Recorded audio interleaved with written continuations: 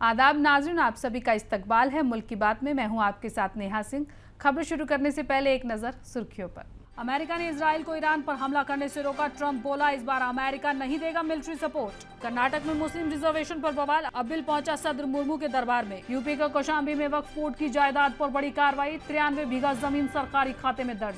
Time magazine की 100 असरदार लोगों की लिस्ट में इंडिया को नहीं मिली जगह। Trump, Elon Musk, Mohammad Yunus समेत कई हस्तियां लिस्ट में शामिल। ड्यू में वक्फ बिल के खिलाफ एहतजाज कर रहे तलबा गिरफ्तार। तलबा ने मुजाहिरा के हक को कुचलने पर सवाल उठाया। केरल के कोझिकोड में वक्फ बिल को लेकर एहतजाज। सैकड़ों लोगों की भीड़ ने किया बिल का विरोध। कोर्ट में बोले इमरान हैदर दिल्ली दंगों में नहीं था कोई रोल, दंगों से जुड़ी किसी मीटिंग में नहीं हुआ शामिल। नाजरीन, हमें ऐसा खदशा है कि सच्ची खबरें दिखाने में हमें जल्द ही चुनौतियों का सामना करना पड़ सकता है और हमारे YouTube चैनल तहजीब टीवी को टर्मिनेट भी किया जा सकता है। इसीलिए आपसे गुजारिश है कि हमारे नए चैनल जिसका नाम है तहजीब टीवी ऑफिशियल, आप उसे अभी सब्सक्राइब कर लें, ताकि अगर हमारा ओरिजिनल चैनल तहजीब टीवी किसी भी वक्त टर्मिनेट हो जाए तो आप आसानी से हमारे बैकअप चैनल से जुड़ सकें। हमारे नए चैनल तहजीब टीवी ऑफिशियल का लिंक डिस्क्रिप्शन में दिया गया है। शुक्रिया। न्यूक्लियर डील को लेकर ईरान और अमेरिका की आपस में ठनी हुई है। ईरान ने अमेरिका को सख्ती के साथ चेताया है कि ईरान यूरेनियम के खनन को बिल्कुल नहीं रोकेगा।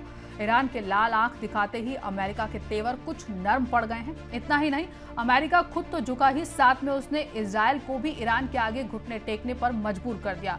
न्यूयॉर्क टाइम्स के मुताबिक अमेरिका सदर डोनाल्ड ट्रंप ने ईरानी न्यूक्लियर साइट पर इजराइल के हमले के ड्राफ्ट को पूरी तरह से खारिज कर दिया है और ईरान के साथ बातचीत के जरिए मामले का हल निकालने को तरजीह दी है।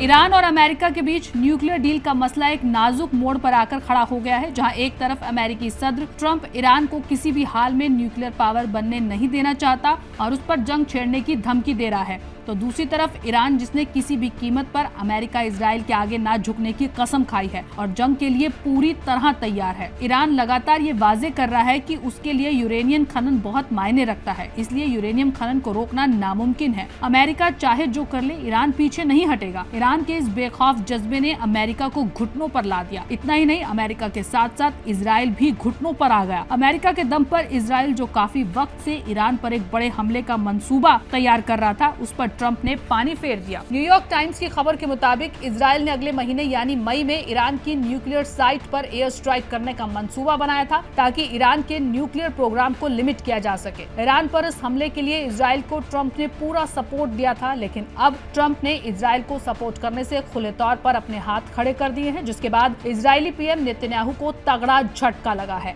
NYT में शाया हुई रिपोर्ट में यह बताया गया है कि ट्रंप ने यह फैसला कई महीनों की अंदरूनी बहस के बाद लिया है कि क्या कूटनीति अपनाई जाए या ईरान के न्यूक्लियर प्रोग्राम की कुव्वत को रोकने के लिए इजराइल की हिमायत की जाए, वो भी ऐसे वक्त में जब ईरान का पूरे मिडिल ईस्ट में जबरदस्त दबदबा बन रहा है और उसकी मिलिट्री कुव्वत में मुसलसल इजाफा हो रहा है। ट्रंप के जरिए लिए गए इस फैसले की इत्तला नेतन्याहू को हालिया मीटिंग के दौरान दी गई। ट्रंप ने नेतन्याहू को बताया कि अमेरिका की तरफ से इजराइल को मिलिट्री एक्शन के लिए कोई सपोर्ट नहीं मिलेगा। ट्रंप ने ये साफ वाजे कर दिया कि वो ईरान के साथ जंग करने की बजाय डिप्लोमेसी के जरिए बातचीत करके मामले का हल निकालने पर ज्यादा जोर देगा। इन सब बातों का सीधा मतलब ये है कि अमेरिका ईरान से डायरेक्ट पंगा नहीं लेना चाह रहा। कहीं ना कहीं ट्रंप ये मानता है कि ईरान के पास ऐसी बेमिसाल ताकत और कुव्वत मौजूद है जिसका सामना करना उसके और इजराइल के तो बिल्कुल बस की बात नहीं, क्योंकि इजराइल ईरान के ऑपरेशन ट्रू प्रॉमिस 1 और 2 को झेल चुका है, जिसने इजराइल में बड़े पैमाने पर भारी तबाही मचा दी थी। ये बहुत बड़ी बात है कि दुनिया के बड़े सुपर पावर और न्यूक्लियर मुल्क ने मिडिल ईस्ट के ऐसे मुल्क से डायरेक्ट भिड़ने से डरे हुए हैं जो अभी न्यूक्लियर पावर बना भी नहीं है। कर्नाटक हुकूमत ने हालिया दिनों में मुस्लिम बिरादरी को सरकारी ठेकों में 4% रिजर्वेशन देने के लिए असेंबली में एक बिल पास किया है। अब गवर्नर थावरचंद गहलोत ने मंजूरी के लिए मुल्क की सदर द्रौपदी मुर्मू को इस बिल को भेज दिया है। इस बिल पर छिड़ी रार पर अब कुछ हद तक रोक लगती हुई दिखाई पड़ रही है। गवर्नर थावरचंद गहलोत ने मुस्लिम रिजर्वेशन को सदर द्रौपदी मुर्मू को भेजते हुए कहा कि वो अपने हक का इस्तेमाल करते हुए इसे सदर को भेज रहे हैं। इसको लेकर थावरचंद गहलोत ने एक नोट भी लिखा। इसमें उन्होंने कहा कि कॉन्स्टिट्यूशन मजहबी रिजर्वेशन बिल इजाजत नहीं देता है। हालांकि बीजेपी और विश्व हिंदू परिषद के लीडर लगातार इस बिल का मुखालफत कर रहे हैं और इसे मुस्लिम खुशामद की सियासत करार दे रहे हैं।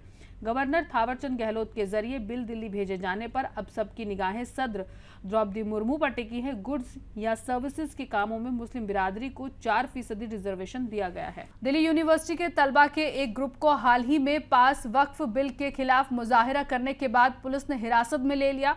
इस घटना से कैंपस में गुस्सा फैल गया। तलबा ने पुरअमन मुजाहिरे के अपने हक को कुचलने पर सवाल उठाया।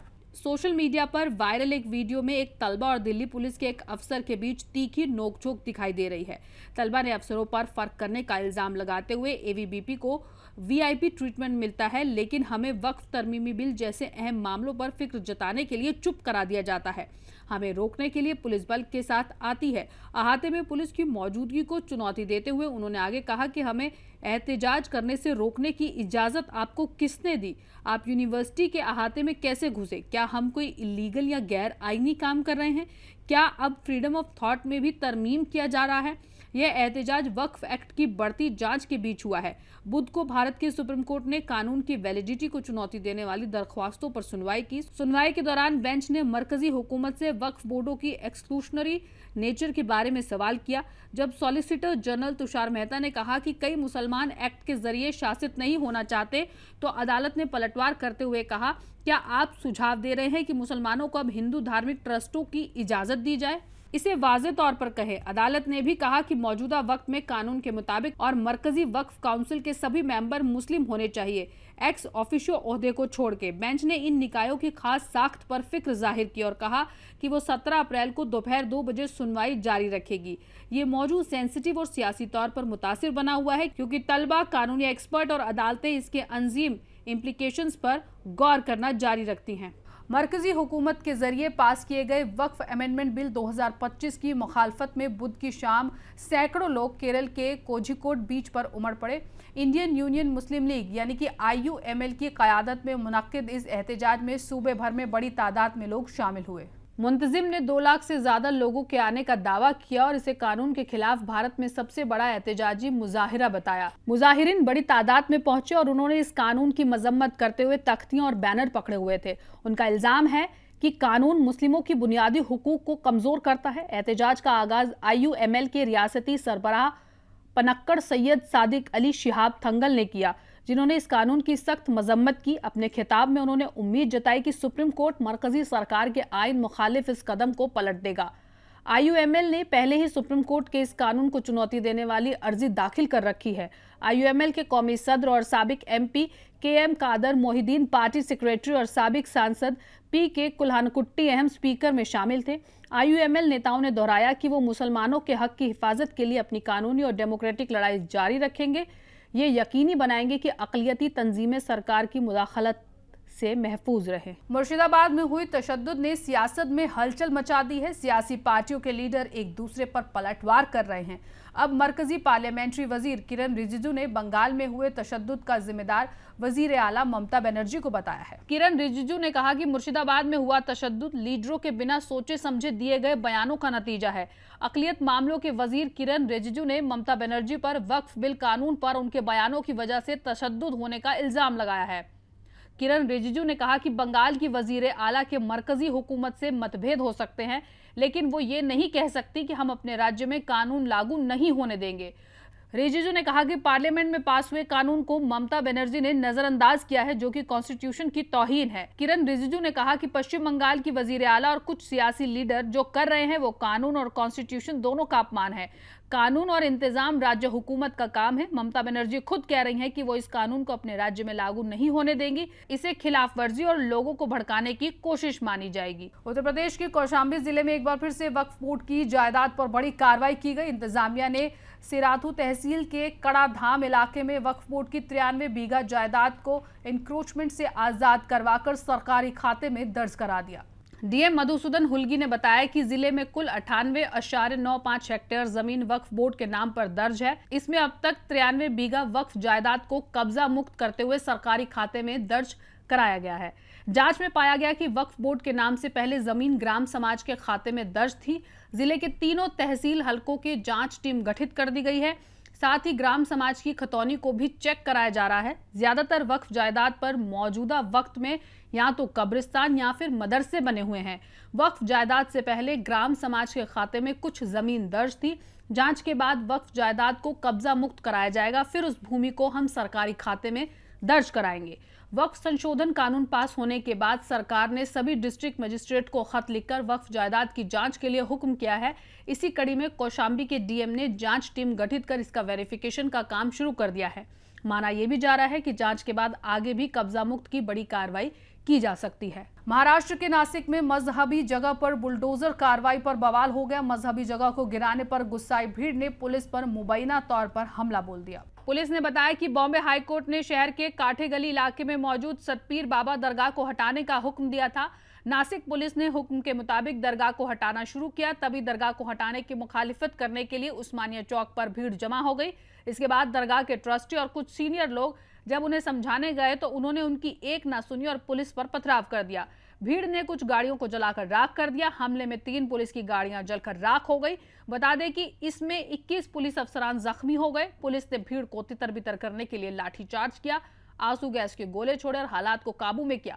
फिलहाल पुलिस ने 15 लोगों को हिरासत में लिया है। बाकी लोगों की पुलिस तलाश कर रही है। मशहूर ह्यूमन राइट्स एक्टिविस्ट और साबिक ब्यूरोक्रेट्स हर्ष मंदर ने शिवसेना शिंदे के उपनेता और तर्जुमान संजय निरुपम के खिलाफ मुंबई में 4 अप्रैल 2025 को मुनक्किद एक प्रेस कॉन्फ्रेंस के दौरान मुस्लिम बिरादरी को निशाना बनाकर नफरत से भरे और धमकी भरे बयान देने के लिए एफआईआर दर्ज करवाई। प्रेस कॉन्फ्रेंस के दौरान निरुपम ने कहा था कि अगर आप सड़कों पर निकलेंगे, मेन होल या गटर में कूदेंगे तो यह कानून नहीं बदलेगा।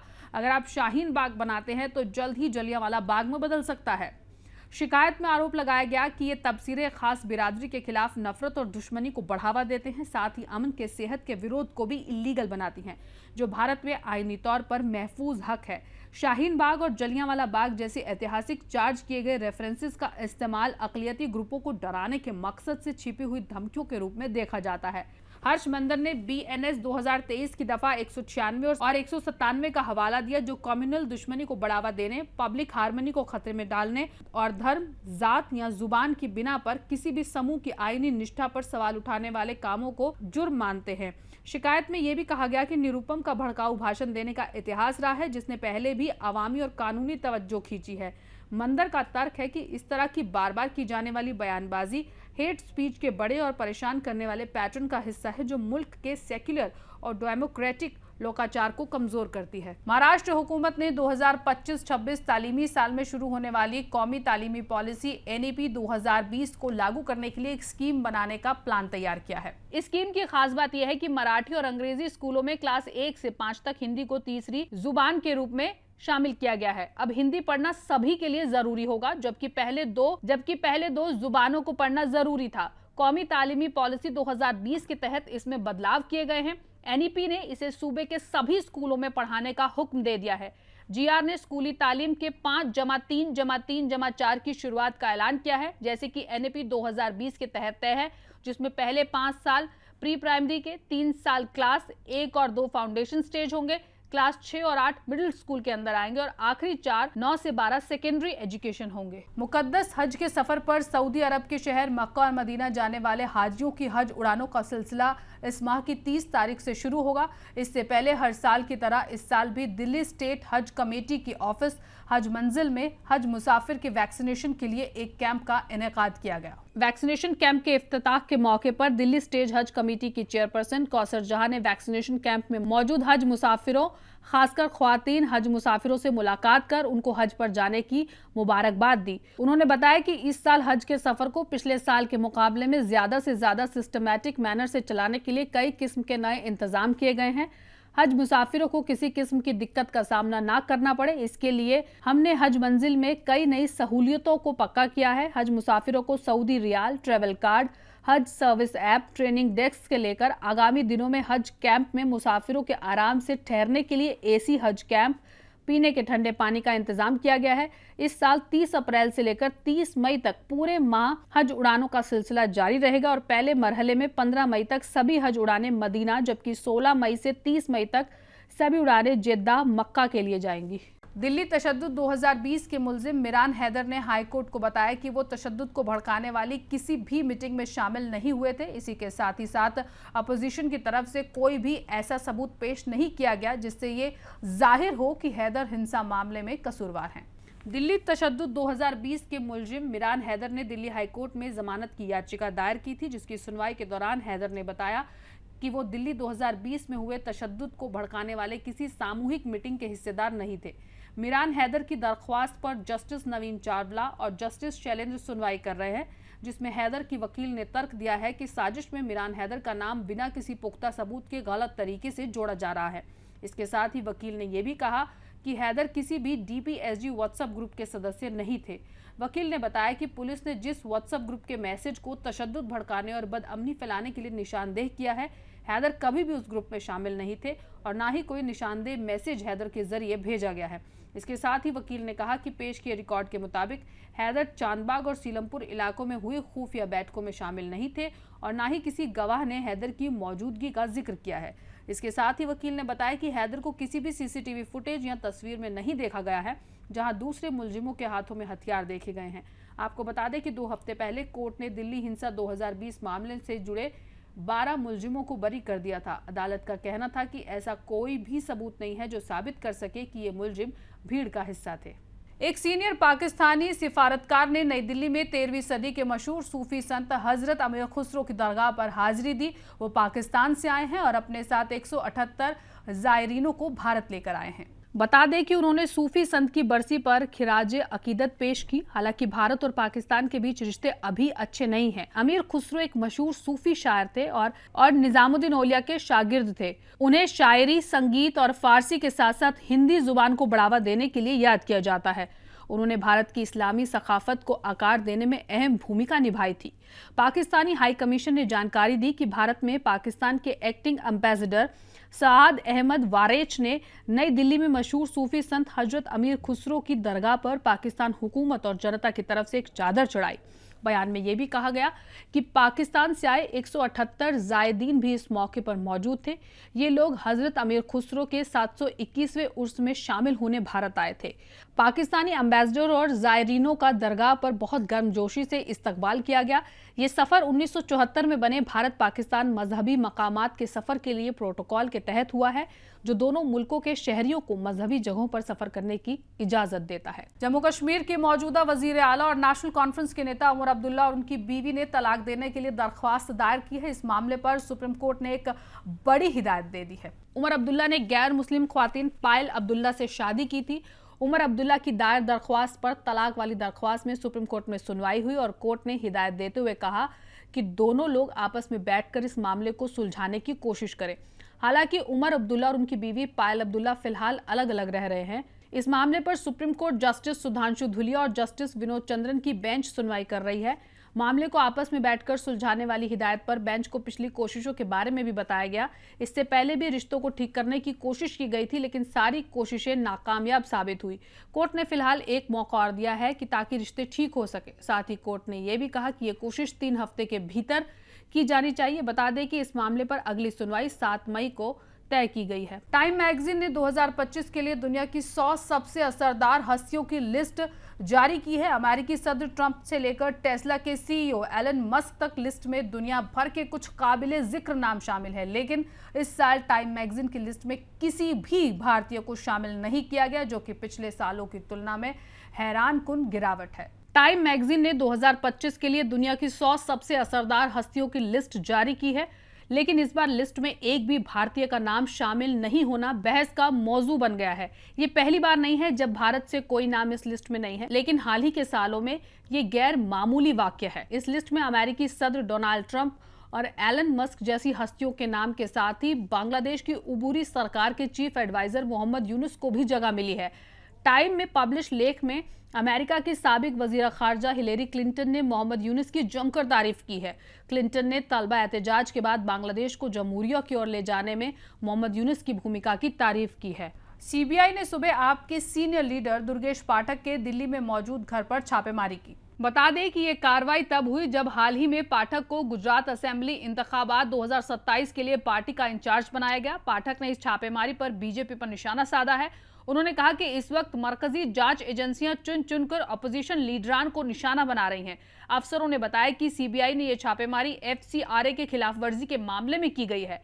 हालांकि आप के कौमी सेक्रेटरी संदीप पाठक ने इस कार्रवाई को बीजेपी का सियासती कदम बताया। उन्होंने सोशल मीडिया प्लेटफॉर्म एक्स पर लिखा, सीबीआई की यह छापेमारी बीजेपी के कहने पर की है, क्योंकि गुजरात इंतखाबात 2027 आ रहे हैं और वो नहीं चाहती कि कोई भी पार्टी उनके सामने खड़ी हो। उन्होंने कहा कि बीजेपी आपको गुजरात में बढ़ते खतरे की शक्ल में देख रही है और बीजेपी आप पार्टी से घबराई हुई है। दिल्ली में टैंकर माफिया पर नकेल कसने के लिए दिल्ली जल बोर्ड ने नई स्कीम बनाई है। अब हर टैंकर पर इलाके का नाम और शिकायत नंबर लिखा जाएगा ताकि गलत इलाके में चलने वाली शिकायत की जा सके। सभी टैंकरों में जीपीएस और सेंसर भी लगाए जा रहे हैं। पिछले कई साल से बीजेपी दिल्ली में टैंकर माफिया का मुद्दा उठा रही है। सरकार बनने के बाद पहली बार टैंकर माफिया पर नकेल कसने के लिए कुछ नए एक्सपेरिमेंट्स करने का प्लान जल बोर्ड अफसरों ने बनाया है। दिल्ली में पानी सप्लाई को लेकर आला अफसरान की मीटिंग में यह फैसला किया गया कि अब हर टैंकर पर उस इलाके का नाम और कंप्लेंट करने के लिए नंबर लिखे जाएंगे ताकि कोई टैंकर किसी दूसरे इलाके में चल रहा है तो लोग उसकी कंप्लेंट कर सके। जल बोर्ड अफसरों के मुताबिक मीटिंग में जल बोर्ड अफसरों के अलावा एनडीएमसी, एमसीडी और बाकी महकमों के अफसर भी मौजूद रहे। इस दौरान अफसरों ने कहा कि फिलिंग स्टेशन से पानी भरने के बाद टैंकर कहां जा रहा है उसकी लोकेशन ट्रैक करने के लिए सभी टैंकरों में जीपीएस लगाए जा रहे हैं। टैंकर के अंदर सेंसर भी लगाए जा रहे हैं ताकि ये पता चल सके कि टैंकर में कितना पानी उस लोकेशन पर खर्च हुआ। सभी टैंकरों पर एरिया का नाम और कंप्लेंट करने के लिए नंबर भी लिखा जाना चाहिए ताकि किसी एरिया का टैंकर अगर दूसरे इलाके में देखा जाए तो लोग इस ताल्लुक से कंप्लेंट कर सके। नाज़रीन, मुल्क की बात में आज के लिए बस इतना ही। मुझे दीजिए इजाजत। आदाब।